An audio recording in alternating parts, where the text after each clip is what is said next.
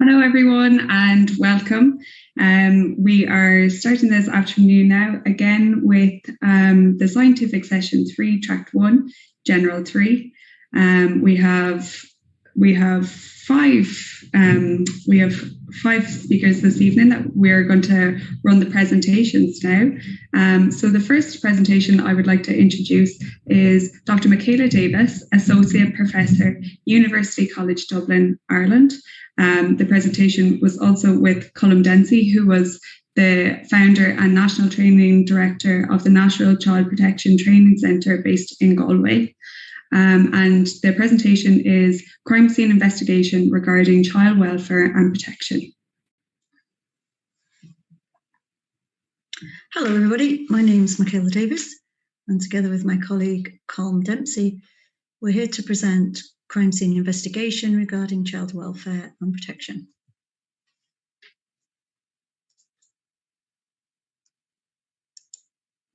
This was an unfunded study and there are no disclosures to be made.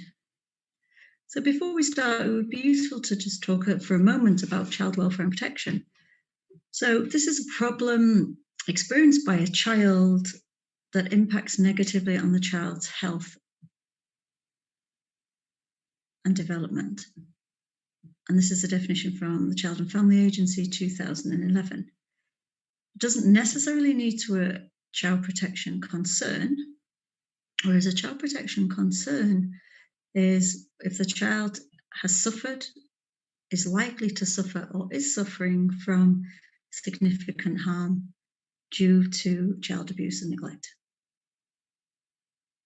It would also be useful at this point to look at a key principle, and that's the one by Paul Kirk from 1953, which is that every contact leaves a trace. So this is the key principle of forensics.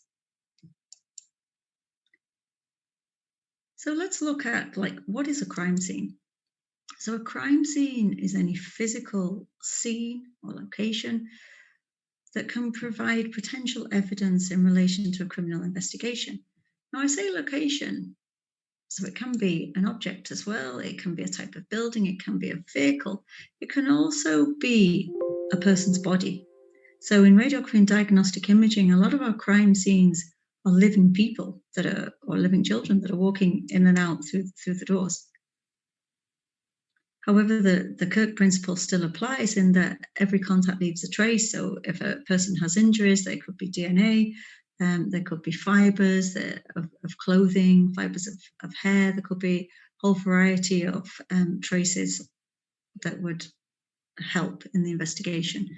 Now, we have to remember that some of these traces may be very transient and they may be very fragile, so they could be very easily destroyed or degrade over time.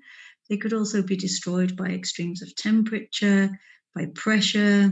So, for example, if there's a footprint on the ground and I walk into the crime scene and I tread in the same place, then I've automatically contaminated the crime scene. Likewise with fingerprints, if I start touching things on a crime scene, then I can contaminate that evidence as well. So the Gardaí are very used to dealing with crime scenes and looking for weapons and looking for injuries on bodies and looking at locations. However, like in diagnostic imaging, our crime scene is often a living person. And so in a Gardaí investigation, the first people to attend a crime scene are usually the technical officers, and their job is to preserve the scene, keep everybody out that doesn't need to be in that scene, and to look for traces and potential evidence, collate it and preserve it so that it's not damaged. And they're looking for facts, like what happened, how did it happen, who was responsible, who was there. Whereas in radiography and diagnostic imaging, our crime scene may walk in the door and it may walk out of the door as well. So in our crime scene, we're looking for injuries as well as trying to image the child and diagnose, does this child have a particular condition? Does it have a fractured rib? Does it have a bleed? The child is sort of physically walking in or being carried in and may stay in the hospital or may leave the hospital. And with crime scene officers, you can see they document everything, they collect it, they seal it, and it's protected. And it's usually put in an evidence bag. And in the evidence bag, you can see there's a room for description of what the contents are. And there's also a log of who has custody of that evidence bag. Where's it been? How long did that person have it for? And where is it now?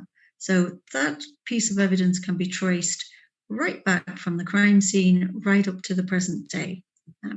In radiography, our evidence may also be part of our clinical record. So it may be an image, it may be CT image, it may be images on wrist packs, may also be a witness statement of something that a radiographer has overheard, has seen, has been involved in. Something happened in the room, in the x-ray room, something happened in the x-ray department, something happened in the ultrasound suite that the ultrasonographer saw. So our evidence may be slightly different, but it's still evidence and the Kirk principle still applies. So in terms of information and evidence gathering, you can see from this table, there are a variety of issues, and you can look at the goals, the training, and the different types of documentation. So in conclusion, our crime scene may be very different in radiography and diagnostic imaging. However, the same principles do apply. Here are a few references.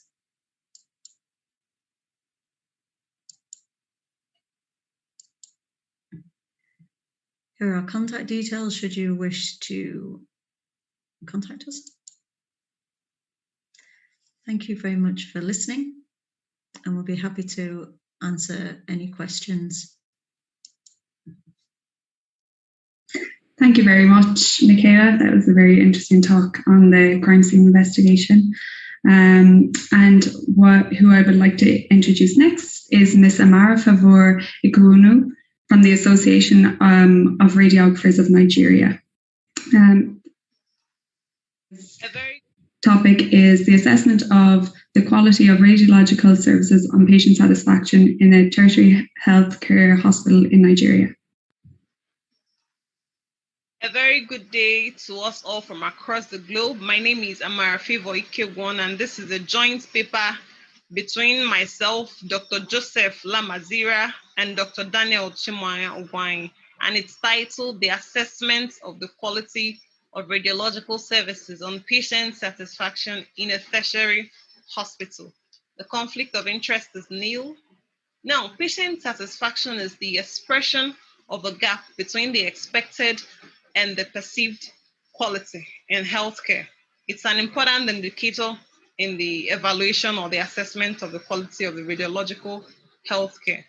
Also, in recent times, it has been noticed that a lot of study has been focused on the assessment of intervention, the assessment of treatment, and not on the assessment of the actual quality of the service delivery. It is therefore against this backdrop that this study aims to assess the quality of the radiological care on patient satisfaction at Abubakar Tafawa Balewa University Teaching Hospital, Bauchi. For the methodology, we employed a prospective cross-sectional study using a well-structured questionnaire. We had the total sample size of 362 adult respondents who were aged 18 years and above. We used the self-qual model in addition to some models also for the analysis. The self-qual model measures service quality in terms of expectation and perception based on the 5 key dimensions that have been stated here. Statistical package for social sciences, SPSS, chi-square, Pearson's correlation, and analysis of variance were all appropriately used in the analysis of the data. Now, to the results. The table 1 we have here shows the assessment of the overall level of patient satisfaction, and it runs all the way to the second slide. Now, here, the cumulative mean index we had here was within the index for agree. So in general, the patients or the respondents were generally satisfied with the level of care that they received.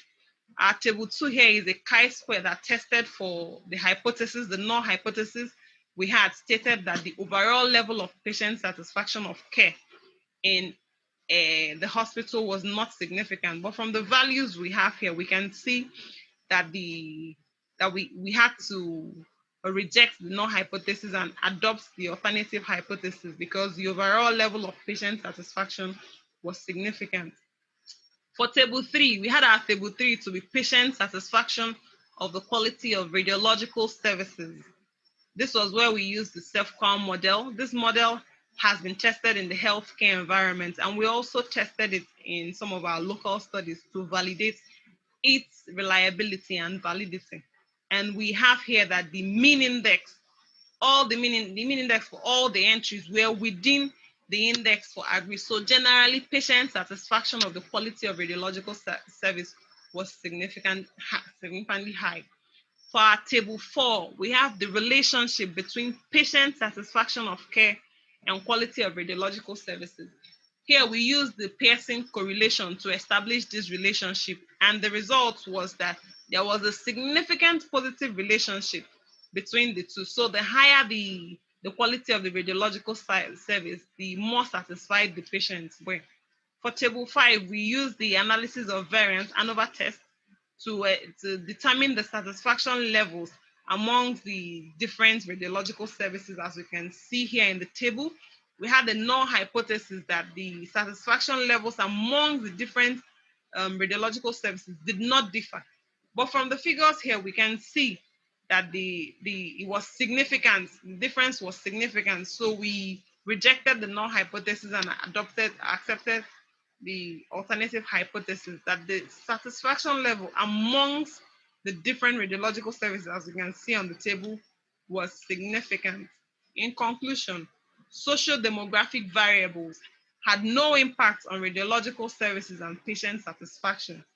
Patients were increasingly satisfied with the radiology department if the perception they had on the service quality was more favorable.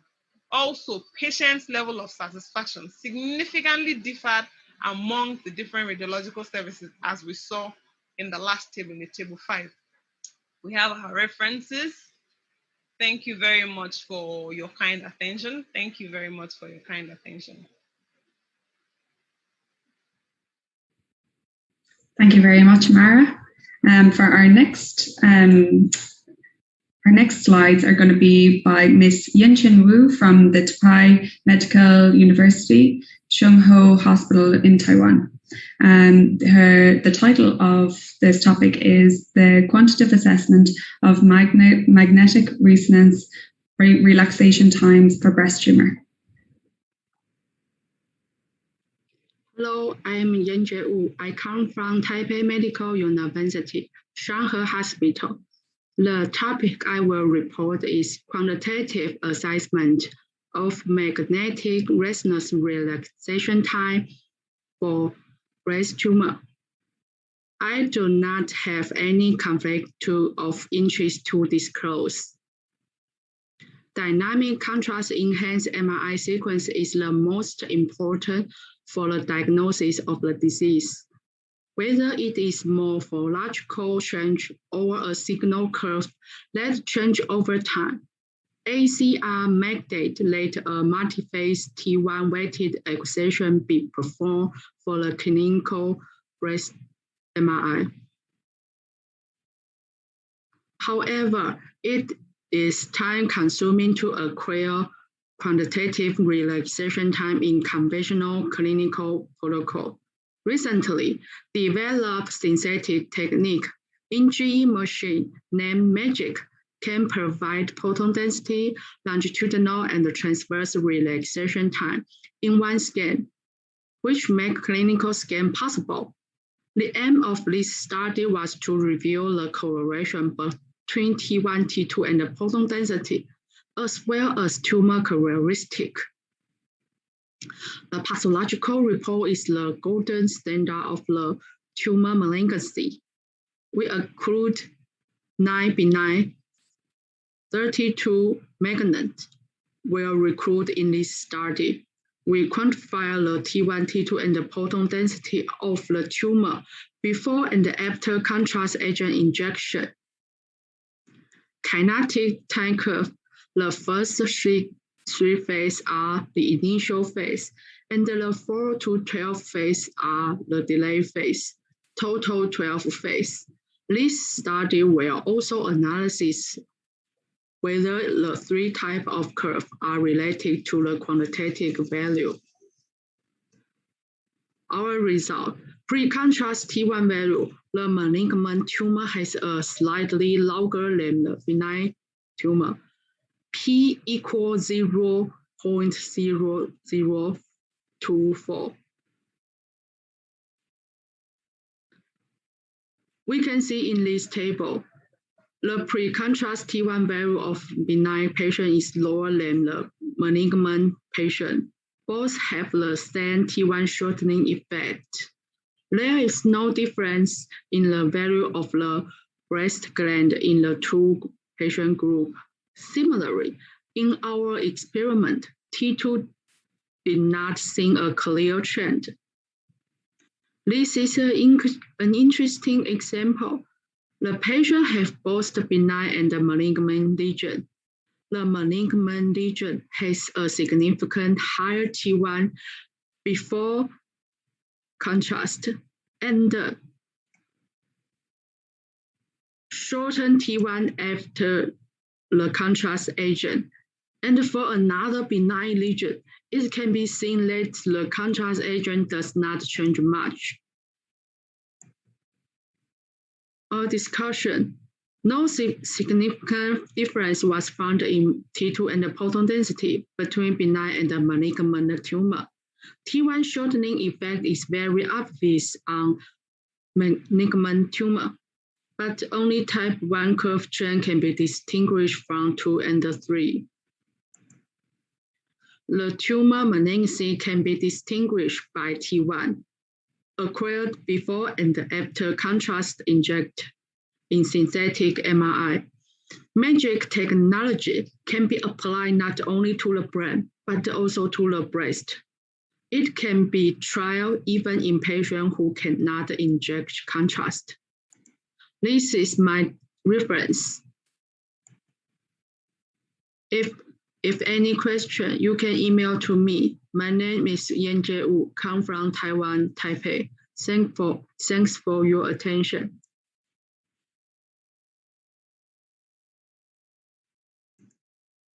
Thank you very much, Yin-Cheng. Our next presentation, I would like to introduce Ms. Claire Rainey, lecturer in the Ulster University, and the topic that she'll be covering is Beauty is in the AI of the beholder, an analysis of knowledge, skills, confidence, and education requirements of UK radiographers and radiation therapists. Beauty is in the AI of the beholder. Are we ready for the clinical integration of artificial intelligence in radiography? The authors declare no conflict of interest with the exception of Dr. Woznitsa, who declares consultancy fees for in-health reporting and NIHR funding unrelated to the current submission. Radiology as a technologically well-developed field is ripe for further integration of artificial intelligence. There are many applications of AI in current use, and the recent NHS long-term plan includes aspirations for further development of AI and digital technologies. We therefore need to make sure that all who are working with these technologies are confident and competent to do so. This study aims to gauge current levels of UK radiographers' knowledge, skills, and confidence in AI, and to identify any educational needs both for now and in the future. The survey was based on a UK pilot study created on Qualtrics using both closed and open questions. The full survey gathered information on the topics presented on this slide. Correlation analysis was conducted between participant demographic characteristics and responses to other questions. This talk will discuss correlations identified between the first three sections of the survey and participant demographics. The survey was disseminated via Twitter, LinkedIn, and publicised by the authors to their professional networks, resulting in 411 responses. The professional background was largely representative of the UK radiography population, and there were respondents from all UK regions, from all age categories, and with a range of years' experience. Many levels of academic achievement were reported, and many clinical settings were represented by the respondents, with the majority of both professions indicating that they worked in the clinical setting. Participants were asked what they understood by AI in an open-ended question. Thematic analysis resulted in four main themes: clinical applications, advantages and disadvantages, and descriptions of AI technology. Most responses from both professions indicated an awareness of modern AI, with descriptions of self-learning algorithms and computer vision prevalent. From the Likert scale questions, most respondents in both professions indicated that they understood the general term AI, but when questioned further about their confidence in using the terminology of modern AI, many participants responded to say that they weren't confident at all. When asked how the participants developed skills in AI, the majority responded that they developed no skill at all, and those who had some skill had developed this themselves by keeping up with research in the field. Both professions indicated that they didn't feel well trained to implement new technologies, with approximately half of respondents indicating they either disagreed or strongly disagreed with this statement. Only 6.7% of diagnostic radiographers and 6.1% of therapeutic radiographers agree or strongly agree that there's enough training available for radiographers in AI. There's a particular desire for topics on potential applications of AI, AI technology, ethics, patient-centeredness with AI, and quality assurance. However, all topics listed here received some votes from respondents. Responses indicate that radiographers feel that training would be best delivered as part of pre-registration degree programs, with e-learning and study days also popular choices. Correlation analysis was conducted to determine if there's any relationship between independent and dependent variables.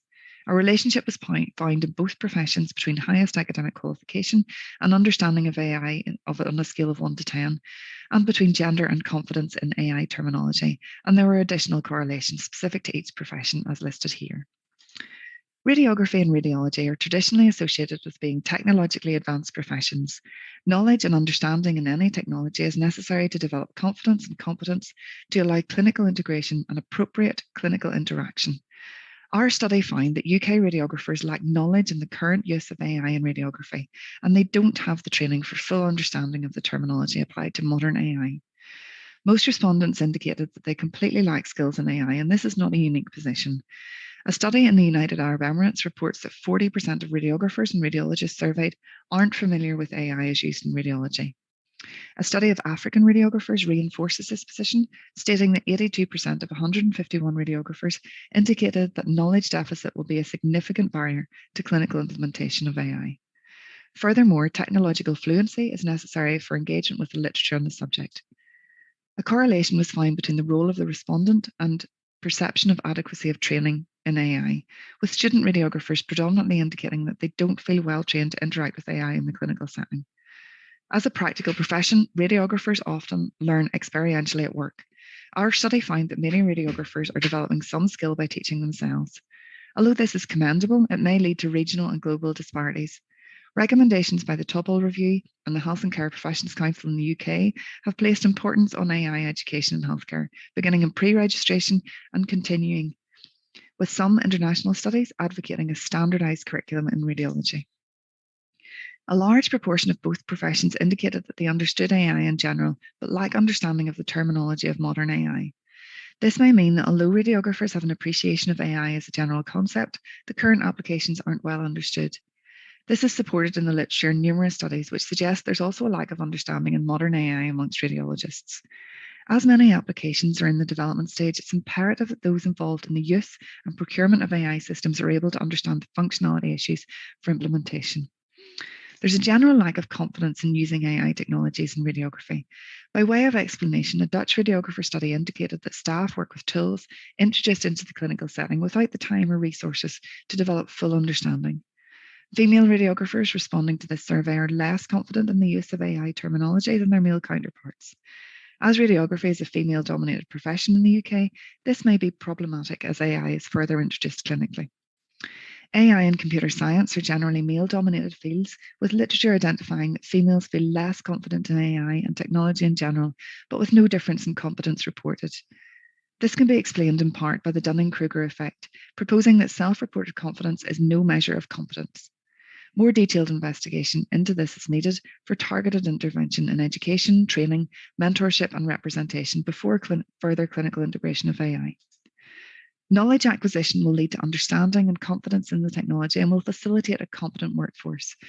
Both diagnostic and radiotherapy respondents in our survey overwhelmingly agree that there's insufficient education and training available for radiographer competence development. There's a hunger for AI education provision in many formats, and this starts with pre-registration and continues through e-learning and study days, which aligns with the need for evidence-based practice and continuing professional development. The results from this survey demonstrate that the workforce is not yet knowledgeable, appropriately skilled, confident, or sufficiently educated for efficient integration of AI into the clinical setting. The younger generation of radiographers are indicating that they're not confident or knowledgeable enough in AI, despite being comfortable with the technology in other areas of their lives. Female radiographers feel less confident than males in the terminology surrounding modern AI. With the majority of UK radiography workforce being female, this may be an issue both in terms of development of career and in an AI confident workforce.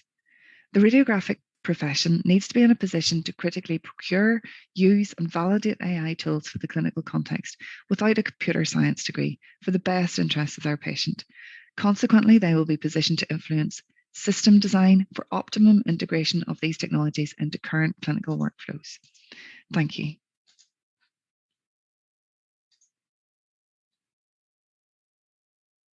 Thank you very much, Claire. And introducing our next speaker is Ms.Amara FavourIkegwuonu, who's the lead reporting radiographer in the Southern Health and Social Care Trust UK. And the topic that she'll be covering is an evaluation of digital radiography in daily practice. Are radiographers manipulating exposure factors appropriately? Hello, my name is Ms.Amara FavourIkegwuonu and I'm the lead reporting radiographer in the Southern Trust. And this piece of work is to look at an evaluation of digital radiography in daily practice. Are radiographers manipulating exposure factors appropriately? And this came about from work that we had been doing and trying to set up local DRLs within our trust. And our MPE, Julie Smith, she did a lot of the data analysis, and Dr. Sonia McFadden, my research mentor, helped me put together this presentation.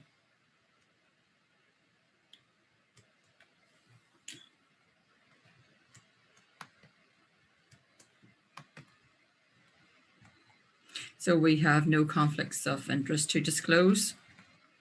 So DR can either be direct digital radiography, which converts X-rays to photons, X-ray photons to digital imaging by means of a thin film transistor, or indirect, which converts X-ray photons to light photons and then to a digital signal. The advantages of DR are that the radiographer can image the patient anywhere along this curve and get a digital diagnostic image within the blue arrow, as opposed to the film screen combination, which has a very narrow window, and you had to make sure you knew your exposure factors, otherwise you did not get a diagnostic image. So the problem with digital radiography is that it can compensate for underexposure by 100% and overexposure by 500%. And this can lead to dose creep. So the radiographers who are imaging patients with digital imaging should be aware that they need to know that they are giving the patient the correct exposure to give the lowest dose possible with the correct image quality, diagnostic image quality. So radiographers must have a fundamental knowledge of exposure factors and know that one size doesn't fit all. So if there is a predetermined exposure factor on the console, they must know how to manipulate this exposure factor. So we asked radiographers to record imaging parameters on patients between 50 and 90 kilos, to record the KVP, MAS, the DAP, and the dose detector indicator for each manufacturer. This was done for chest, abdomens, pelvises, lumbar spines, thoracic spines, and cervical spines over a 12-month period from December 2018 to November 2019. The results were tabulated and analysed with the aid of Microsoft Excel 2019. Now, this is an abdomen with AEC, and this is just an example of some of the findings in that the radiographer for a 64 kilogram patient and a 94 kilogram patient gave the same KVP and did not alter the sensitivity. And this relied on the AEC cutting out the MAS at the appropriate level. So for the 64 kilogram patient, it cut off the MAS at 13.9, and at 94 kilograms, it cut off at 24.9. The resultant DAP difference was 75 centigrads per centimetre squared and 203 centigrads per centimetre squared. In a 9-stone patient, which is equivalent to the difference between a 9-stone patient and a 14-stone patient in a manual exposure for an abdomen suggests similarly that the radiographer is relying on the set exposures on the panel, because there was a 5-stone difference, which is equivalent to 30 kilograms, and the patient got 70 kVp and 16 MAS, and there was no alteration made for the patient being lighter or heavier, and that then left to a resultant DAP of 7.9 decigrads per centimetre squared and 7.2 decigrads per centimetre squared. And that would suggest that the 9-stone patient was over-irradiated and the 14-stone maybe just didn't get enough, because if you see the resultant image there on the right, you can see a lot of noise in the image, and it's actually tried to amplify the signal and has amplified the noise as well. So this is an example here on the left of somebody who lost 5 stone. I would like to think that radiographers would not give the same exposure to that person pre-weight loss and post-weight loss. 5 stone difference is equivalent to 30 kilograms. That's 30 bags of sugar. Now, if I was to ask each of you to carry 30 bags of sugar, you would find that very, very heavy. So why would you give somebody who's carrying that amount of weight the same exposure factors as somebody who's not? That's suggesting to me that you're relying on what is set on that exposure console, and that is going to de-skill radiographers. We need to embrace this technology and know how to manipulate it. So the limitations of DR are that if you have an underexposed image, the machine will try to amplify that signal, but it will also amplify the noise. Similarly, an overexposed patient where the signal is excessive, it will try to strip back the signal, but in doing so will also strip back some of the detail and leave holes in the image. So it's very important that we know where to correctly irradiate the patient along that curve, so we are giving the lowest dose to the patient at the correct image quality. So radiographers, whilst DR is an excellent technology, we need to have a greater understanding of it, how to manipulate the exposure factors. Each of us, when we first qualified as radiographers, that was our bread and butter, was knowing how to embrace the image quality by adjusting the exposure factors either higher or lower, and knowing what to give the patient to get the best image quality. So we need to make sure that we do not rely on what is set on the exposure panel just because it's DR and we didn't train in DR. That this was a new technology brought in after we've qualified or whatever. So if we rely on what the machine has set, that means we're becoming button pushers and we're de-skilling our profession. We need to embrace this technology, know how to manipulate the exposure factors to give the best image quality at the lowest dose. And I do think more training is required out there, and there should be more study days on DR so that radiographers know what exposure indices mean, how we know when we're exposing the patient correctly, and that we are always looking at DAP whenever we expose a patient. These are some of our references, and these are some of our contact details, and we'd be happy to answer any questions. Thank you very much.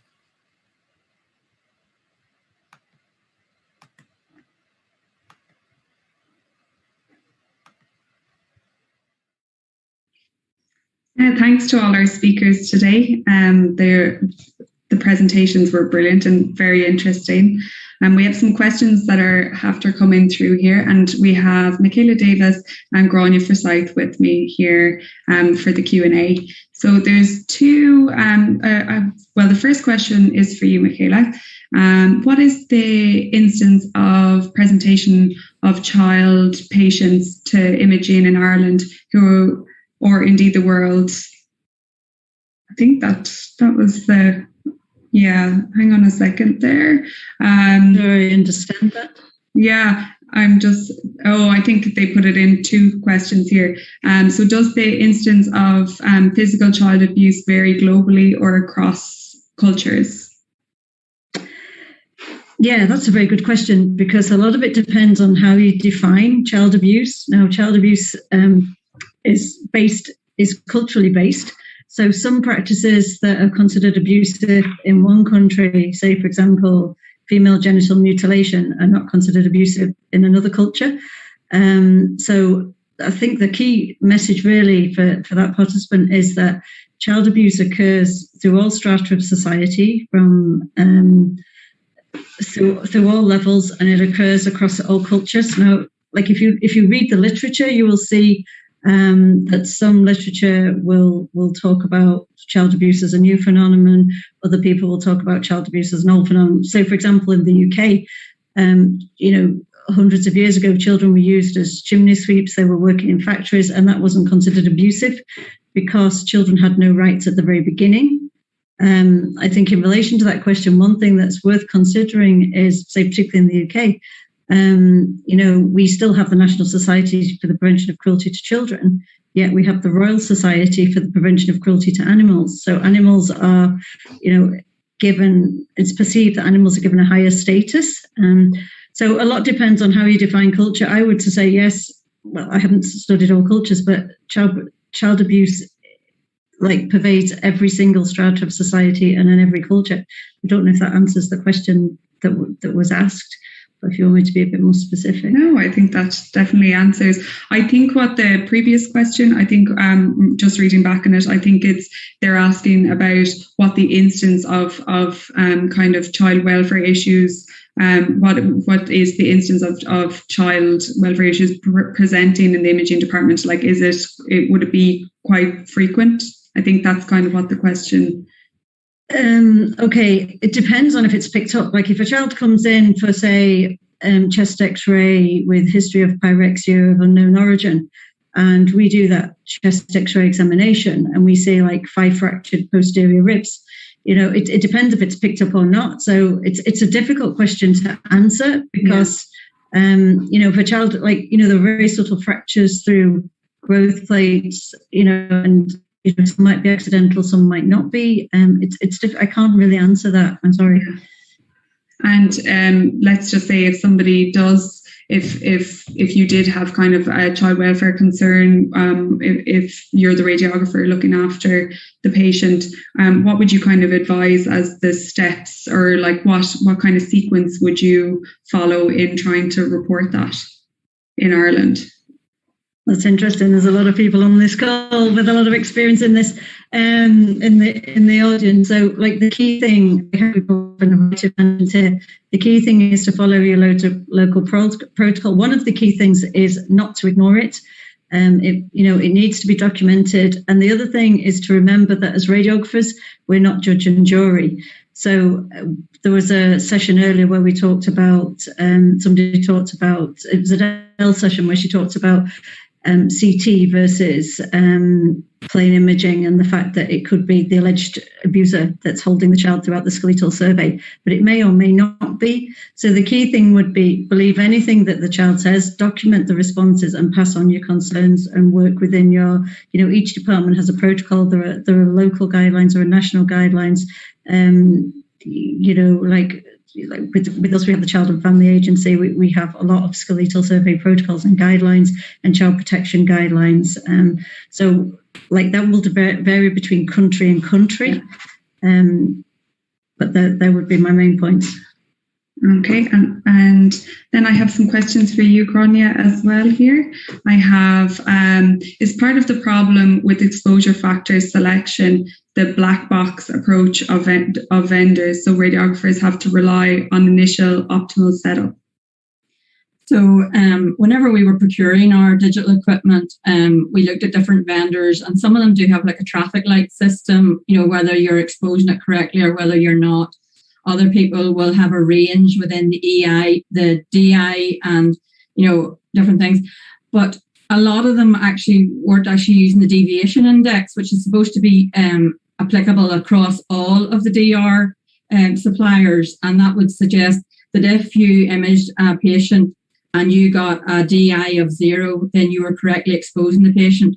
If you got a DI of +2, then you had gone 100% too far, given too much exposure.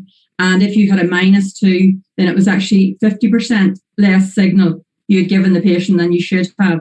And whenever we were doing our master's research, Sonia and I, we realized that not all equipment is actually calibrated to give this appropriate DI thing. But I think that within digital radiography, the radiographer cannot just assume that what the manufacturer comes in and sets with the application specialist, that one exposure factor fits all.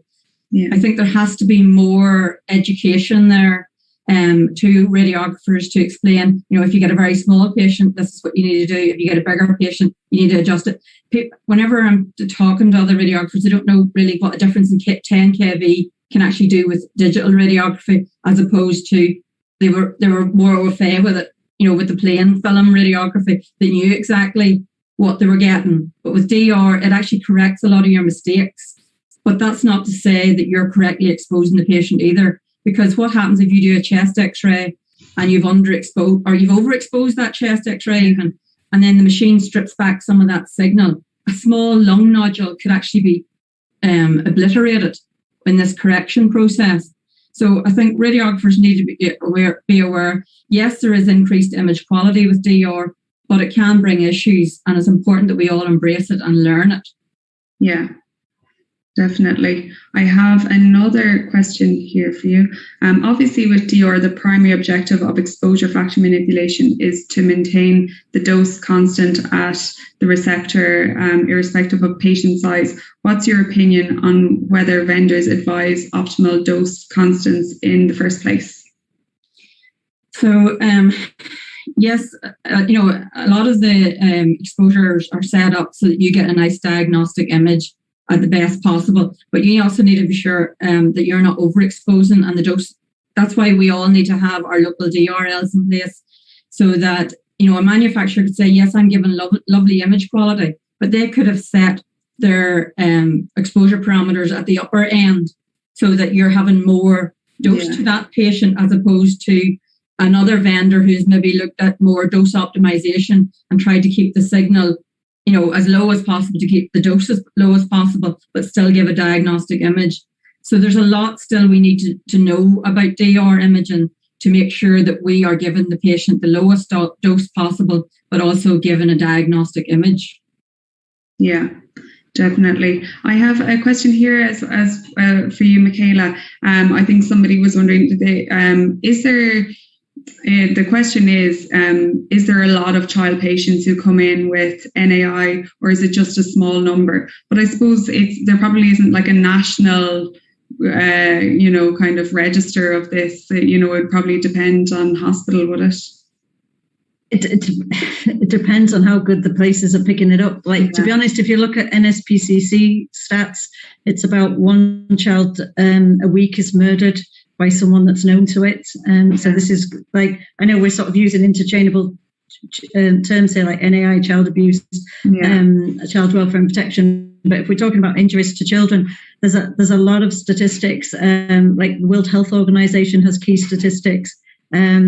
There's a lot of papers out there that will talk about the incidence of if we want to use the term child abuse, but child abuse is an umbrella term that covers like physical abuse or SPA now. It covers emotional abuse, which is very difficult to detect. It covers sexual abuse, covers a whole range of different things. But I can't give you a figure because I would just be making it up out of the head. Let's just say, I would say, I think, go with the stats. 1 in 4 children in the UK is murdered, once a week by, somebody that is known to them.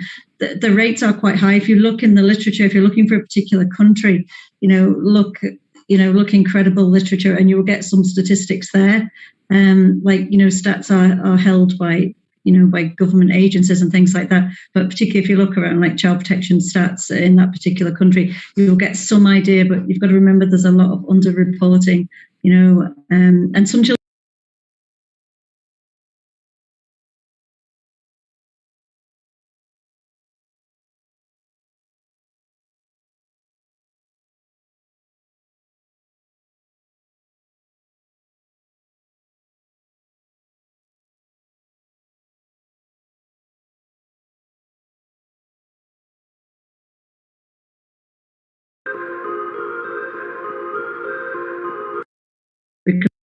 Incidents of if we want to use the term child abuse, but child abuse is an umbrella term that covers like physical abuse or SPA now. It covers emotional abuse, which is very difficult to detect. It covers sexual abuse, covers a whole range of different things.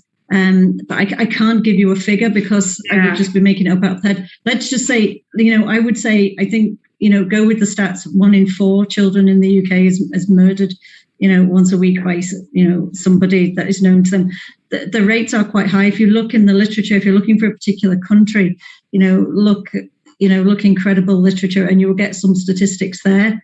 Stats are held by government agencies and things like that. But particularly if you look around like child protection stats in that particular country, you'll get some idea, but you've got to remember there's a lot of underreporting, and some children don't even go to the hospital. We can look at Victoria Climbier, she went to several hospitals. We can look at some children that don't even make it to the hospital. So, I can't really be any more precise than that. Yeah, no, I think that definitely answers the question.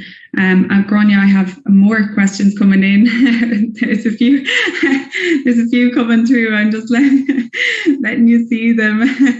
But I think people, I suppose, and even when I had watched it, I was definitely very interested on the fact that, the dose creep, because I definitely see that, in my own hospital, like you kind of, I'd say if you look back on times whenever you were setting your own exposures, you were definitely so much more accurate, and you kind of do get a little bit more blasé, I think, with the digital systems, because you kind of like that, it corrects it for you. What would you kind of advise on trying to, or what would you recommend to try and look back, like do comparisons? Like what type of study would you kind of suggest that departments can do to look at if dose creep is happening in their department? So what our trust is actually trying to encourage radiographers to look at the local DRL set for each room. So for each examination. So if you do a lumbar spine and it's in Mr. Average, but you're getting a very high DAP, then we ask them to flag that up to one of the super users, who then will bring that to our attention. And we will have a look then at that room and see if there are a lot of exposures coming through that, people, it's obviously overexposing the patients, then we're going to have to optimize that again and bring it back down and see what is going on. There is a way, of pulling all the exposure data and seeing the exact exposure factors that we're given. So people aren't just, upping their exposure to get the lovely image.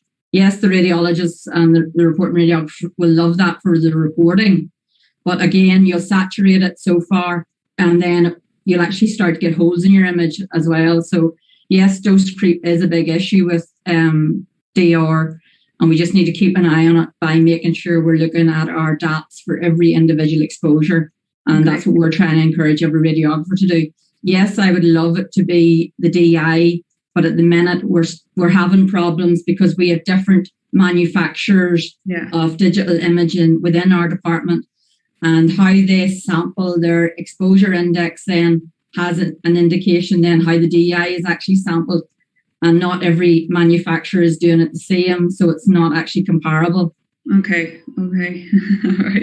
There's definitely a few more coming in here about that. Let's see here. Yes, but the vendor won't tell you or let you in on what the traffic light system or EI or whatever relates to with regards to the receptor dose. So I won't know exactly whereabouts on the curve that manufacturer has set up the receptor dose. Yeah. So what we're saying is by looking at the DAP from one room for lumbar spines and the DAP from another room, we're also looking at the weight of the patient, and they should be comparable. So I should know then whether one manufacturer is further up the curve for the receptor dose than the other. So it's all about optimization, and we have actually set up all different optimization groups within our trust, which are actually looking at doses across all the modalities.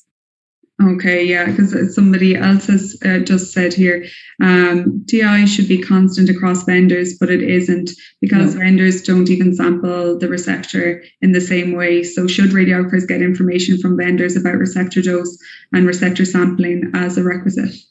Well, all I can say is I did my master's on the DI value because I was very interested in this IPEM advice, that the DI should be a one-all, go across all manufacturers. And when we actually looked, well, first of all, we asked each manufacturer how they calibrated their exposure index. So it has to be calibrated first before the deviation index can work.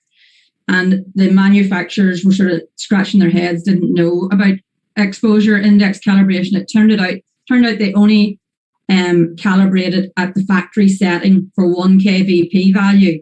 Well, then when you think of all of our examinations, they're all at different kVps, and it's only sampled at 70 kVp. Well, most of our chests are done at 110 and 100, 110 kVp, 100 kVp. They're high kVp as much as possible. Yeah. So that then, leads us to believe, where's the reliability then with this DI? And whenever we looked, some of the manufacturers were doing a mode. Some were as a medium trimmed. They were sampling the exposure index at a different part of the X-ray. Some of them you could actually change where you sampled, and then you would get a different DI value. So there was lots of different things going on that we actually found that the DI wasn't reliable. So therefore, we had to go back to asking the radiographer to look at the dose, the resultant dose. Yeah. Okay. It's a bit complicated, sorry. Yeah, I know. I'm sure it's never easy. And then the last question here for you, Gráinne, is if local DRLs are set up from initial vendor setup and vendor setup is too high, then will initial DRLs be high? So what we did was, first of all, we sampled all what it was set by the local by the manufacturers when it came in. We did our dose audits. And then our medical physics expert compared those across all of the rooms, and she saw if there was any outliers. Now, if there were some manufacturers that were given higher doses than others with the same comparable weights of patient, then we did an analysis to see what was going on whether it was an AEC issue, whether the sensitivity was set up differently, whether it was just the KVP and MAS set up differently. And we have then optimized those and brought those down and brought the manufacturer back in, the application specialist, and asked them to bring this in line with the other rooms. Okay. So that we could set up local DRLs, which were actually comparable across all of our manufacturers. Yeah, okay. So it's definitely kind of taking it back, assess it all, and then... It's not an easy process. No, and the more we looked into dose optimization, it was like looking into a big dark hole. You just kept finding more and more problems. And it's a work in progress. Yeah. Oh, I feel like I'll go back into the department and I'll be like, oh God, we have a lot of work to be doing. Absolutely. Well, there's that's all the questions that have come through here. There are questions for other speakers who haven't been on the chat here. So there is a networking function that you can send any questions to those presenters on, and they'll be able to get back to you with any of the questions. But thank you both for joining me today, and I hope you enjoy the rest of the conference. Thank you very much. Thank you. You too.